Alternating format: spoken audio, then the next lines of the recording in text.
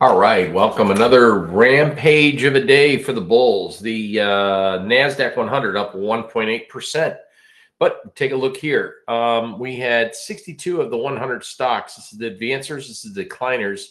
Actually did go up today. Cumulatively, since this is really strange, since March 21st, the cumulative breadth of the market has not broken, confirming new highs of price.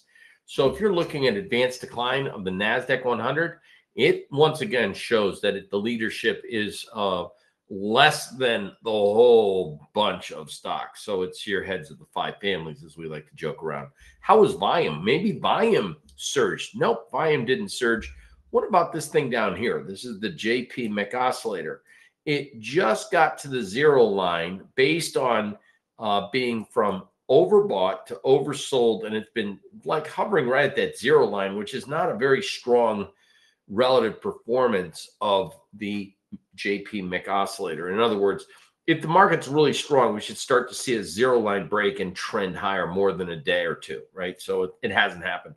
My volume indicator is the momentum of volume change turned slightly positive today with today's move. So it does reflect that here in the OBV. But when you get new highs in price and you don't get a new high in volume, one of two things are going to happen. Someone's going to take some profits, maybe perhaps a short squeeze when in tail, or we've got to get everyone off the sidelines enticed to say, listen, I'm missing a move. Let me get in there. That's the NASDAQ 100. Based on today's action, we had a lighter than expected CPI. And this is really bizarre because if you exclude food and energy, which is what the Fed supposedly looks at, right? Shelter and again, rents were higher. And so the actual number was not actually weaker. The headline number was weaker. And even Jay Powell used that in his press conference and cited, wow, this was really a number less than we thought. And it was because of gasoline prices, which came in since the last month. That's what's caused the CPI number to come down a bit. But when you exclude food and energy, obviously things were more expensive, and that's what the report reflected. Meanwhile, we opened higher, traded lower on the Dow Jones Industrial Average. So what was today's market based on? If inflation is quashed or coming down and the Fed's perceived to lower rates, which they said we're not lowering rates any day soon, bottom line, it was pretty much technology. And the stuff that we put out for the last few days, we'll take a look at some of these names. One, Datadog, DDOG, right? So Datadog still had a phenomenal day, up almost 4%. You guys remember this one, SWKS, Skyworks Solution. Wow, up almost 7%. This is one of the suppliers for Apple. Apple's up. This is up. They're expected to sell a whole bunch of cell phones. So Skyworks Solutions had a phenomenal second day run up. Volume started to tear off a little bit, or weaken, shall I say, towards the end of the day. So tomorrow we have PPI. If you're still long this entry, and this is stuff that I brought to your attention on Monday, and then we did a video on Tuesday, and then now here we are Wednesday. Skyworks, we had certainly Datadog, and the other one was Twilio, TWLO. Twilio did not fare so well. Just to let you know, not all our picks are going to do phenomenal. What happened here is just nobody felt compelled to be a buyer with Twilio based on the software application sector. So it was pretty much anything that has to do with maybe Apple, also with artificial intelligence, software, and networks and data storage. So we did have a couple in that space that did well, besides DDOG, Datadog, which, as I pointed out, was up almost 4%. But we had Cloudflare today, and that's what we gave out yesterday for new trades. We had 4 trades that we covered in last night's video. Bristol Myers, I'll get to that in a minute. Datadog, Cloudflare, Snowflake. So what happened? Cloudflare this morning opened up, as you can see, gapped higher, and then not a bad move, up almost 4% there. Snowflake gapped higher, didn't really do much at the end of the day, up only 1%. I'm slightly disappointed. I thought if we could get some more positive volume on an intraday 60-minute and the end of day daily, this is a stock that should have seen some better performance. Note what is happening here on this downdraft. People are confused. A doji, which is, and we know what a doji just marks indecision. Market closes right where it opens.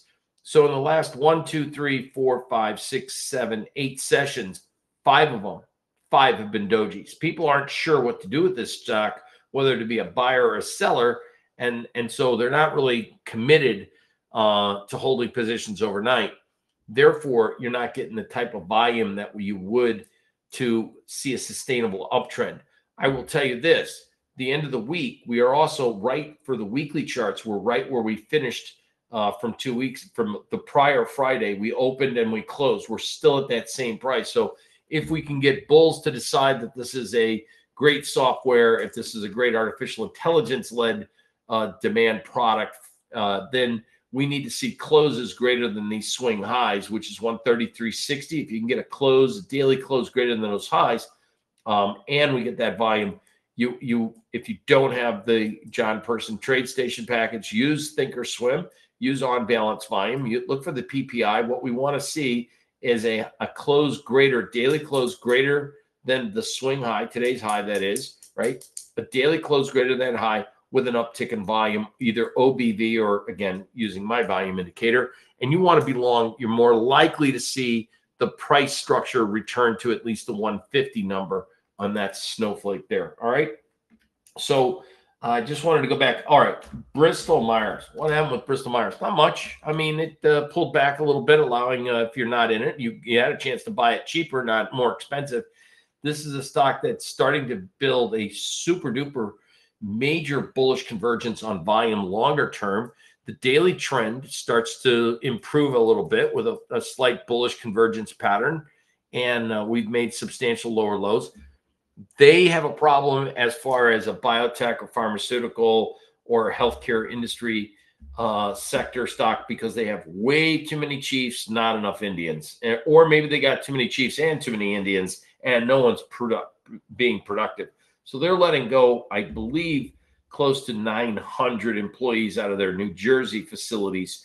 And that'll probably be reflected in next month's unemployment report, if any, right? So bottom line is they're starting to get more behind being productive in profitability and not just sitting around looking for free handouts. So bottom line, that's good for a company to improve their bottom line. And maybe that's what we're starting to see the market stabilize off of this massive exodus or descent from 82 down to 39.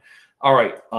So we want to see what I did not like in today's action, to be honest with you, was the fact that we had this sell-off with, little pullback there, but the volume was a little harsh from my standpoint. What I would like to see, this market needs to hold at 42, the 42.05 area on an end-of-day basis, a close below 42.05, and I don't care where it goes from there. Just got to cut the trade. It didn't perform as it should. All right, so we're shooting pretty good here. We had Cloudflare and Net.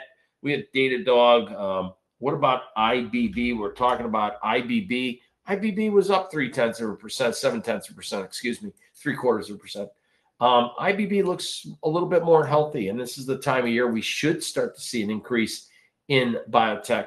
And I think a lot of it has to do with M&A business, the Fed, interest rates, et cetera, and again, more importantly, stuff from the top in fiscal policies. You need regulatory changes that allow companies to do more testing.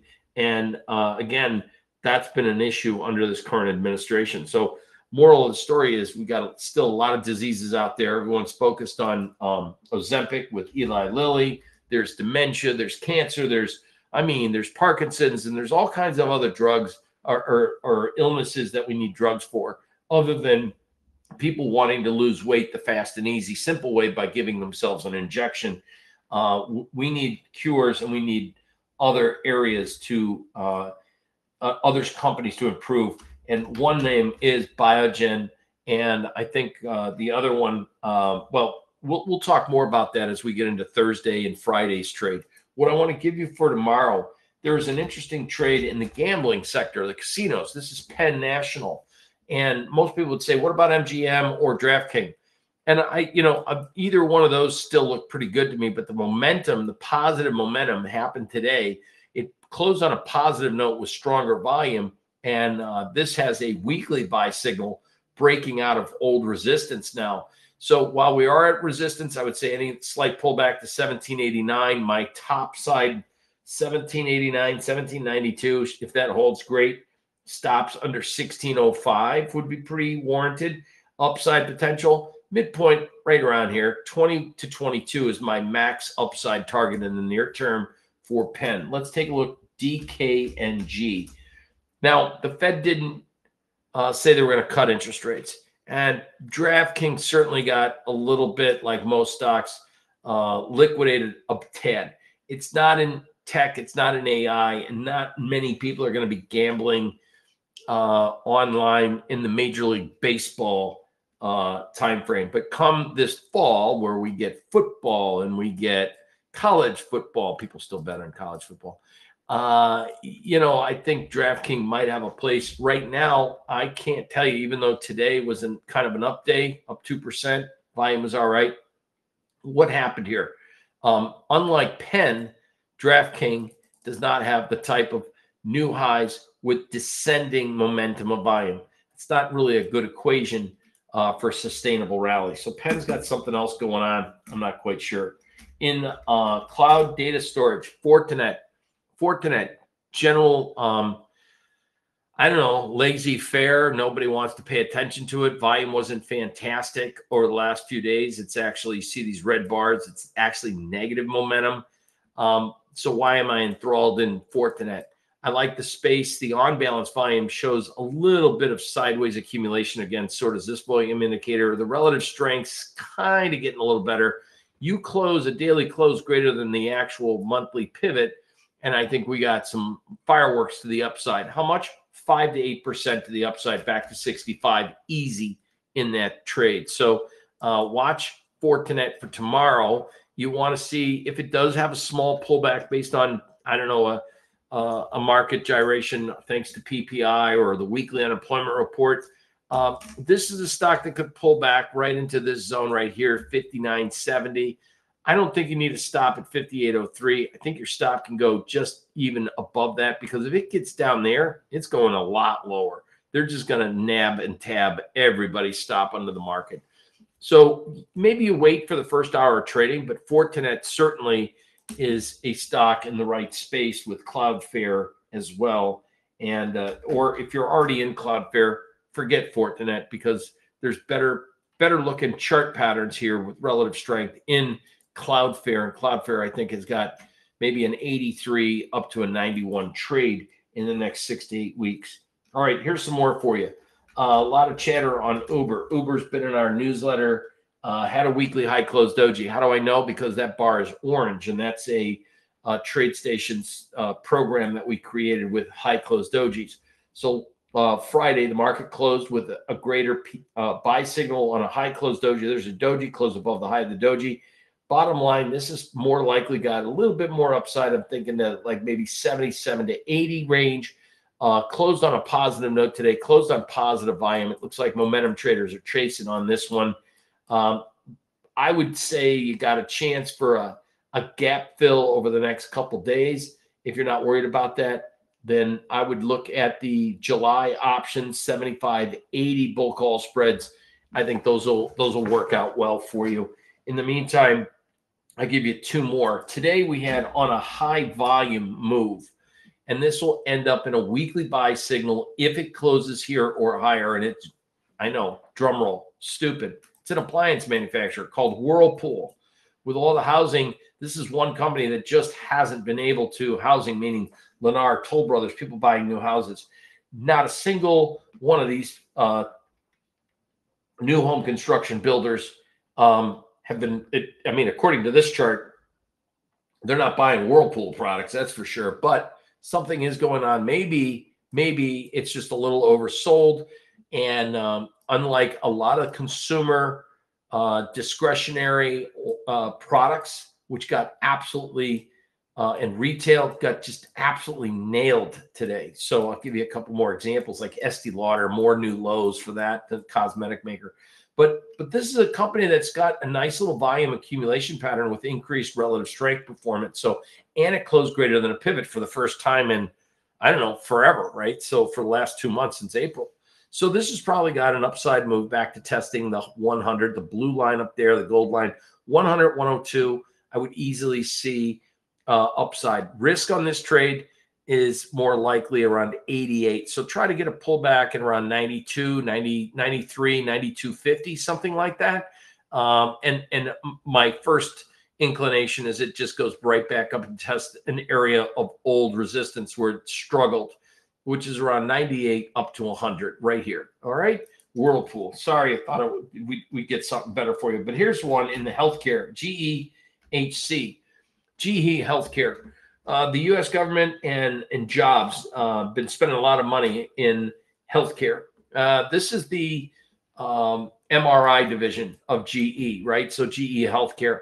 Volume wasn't fantastic. I'm not saying that it's great. It's at a near-term low on a monthly chart basis. Remember, GE shed some of their divisions. This is the one. This is Healthcare Technologies. And I'm not saying this is the time frame where people need a lot of MRIs, weekend warriors playing weekend softball, beer ball, call it whatever you will. Since the pandemic, I'm not quite sure you have organized softball leagues still out there in Chicago and Lincoln Park. They used to do it all the time. I'm no longer in Chicago. I don't know if they still do it, but it was a big thing with law firms and competing softball tournaments. It was a big thing. And I'm not saying that everyone sprains their ankle or twists their knees, but, you know, this is summertime, and what happens? It's not quite summertime. Officially, it starts, I think, June 22nd. However, this is the season where you start to see people, there might be more outdoor activities, more injuries, not a seasonal thing, but MRIs, hips, knees replacement, seniors, this is the time maybe they want to take action on that. I'm suspecting that with the near-term volume, as we've made newer lows in here, nobody's getting really, that's what this volume indicator is reflecting. No one's really getting aggressively short. So it dips, they buy it. It dips, they buy it. It dips, they buy it. It dips, they buy it. And quite frankly, it looks like people have been accumulating this stock since yesterday's low of 74.5 up to 76 and change. So you are in the accumulation spot according to this volume. I would say any intraday dip down to 75.39, take a stab at a buy. Use a stop. You've got two choices. Put your stop just underneath 74.59 or put your stop way below around 72 and change underneath, like some were down here, because either they're going to not go down there or they're going to go down, stop that out, and take everybody out of the market before they do a zippity doodah. So a dump and a pump is possible. So you want either a tight stop or a super duper wide stop. Doji pattern kind of helps illustrate that no one's really all that interested in selling into the hole down here against this old support resistance consolidation area that we had before it launched again. So you should get some kind of a bounce out of here. My guess is it's going back to 80, if not 82 level. So good risk reward there based on patterns. And then SWKS, can't say much more about it. I don't know if you're long based on what I gave out the other day, but Skyworks I still think has some more upside. So that's it. Last one is Tesla. So taking a look at Tesla real quick, had a bounce. Again, you guys, the news story is whether or not Elon's going to get his pay package. Doji's all over the place. My 2 cents is this just got oversold and got a dead cat bounce. Needs more work. Don't get caught in the buys in here. Wait till the bottom line of the daily volume improves, and then we go maybe for an upside, because it does look like it's trying to format some kind of a bottoming longer term pattern, but we need more work. That's it for today. I'll update you tomorrow on any new trades, but keep your eye on GE PENN for a gamble trade, literally in the gambling space. Thanks for listening. And again, if you like what you see, give a thumbs up. And if you have comments, give me a comment, and I can cover stuff that you might be interested in. And so if I did this and get in the habit of doing this, that the whole purpose is that we spread the news of how the indicators work and help other traders achieve success. The The last thing, if you're not a subscriber, you can always subscribe to Person's Planet, and you'll get these videos or notified that the video has been done.